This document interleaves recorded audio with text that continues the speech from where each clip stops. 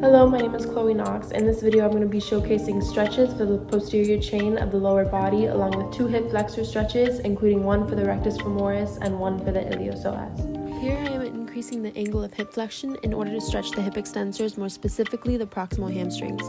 Make sure that the athlete remains in the sagittal plane. It is beneficial to keep your shin over the top of the athlete's ankle to ensure that there is no internal or external rotation. In this stretch, the hamstrings are being stretched, but there is an emphasis on the distal hamstrings due to the main focus being on knee extension.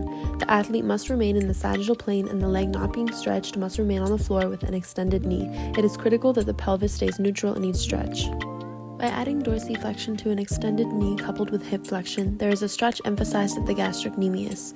This stretch also targets the fascial line of the leg muscles regarding the plantar flexors and hamstrings. Be sure to never increase hip flexion if the athlete's pelvis is not in a neutral position. This position is utilized in the Thomas test and is also used for stretching the iliopsoas when completed with an extended knee. It is important that the athlete keeps the leg that is not being stretched at their chest at an angle of about 120 degrees of hip flexion. The athlete must remain in the sagittal plane and keep their pelvis neutral. If the athlete fails to keep the knee extended at the beginning of the stretch, then they will be stretching the rectus femoris.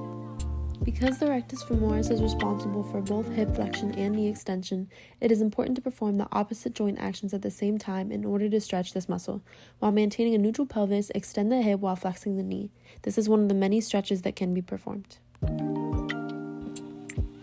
As you can see, the emphasis of a stretch placed on a specific muscle is widely determined by the muscle's insertion points and joint actions. When determining how to stretch a muscle, you will want to consider the joint action of that muscle's antagonist and then increase that joint angle. Always make sure that your client maintains a neutral pelvis and remains in the sagittal plane or whatever plane is necessary for the stretch, meaning no unnecessary external rotation. That concludes this video. Have a good day. Thank you.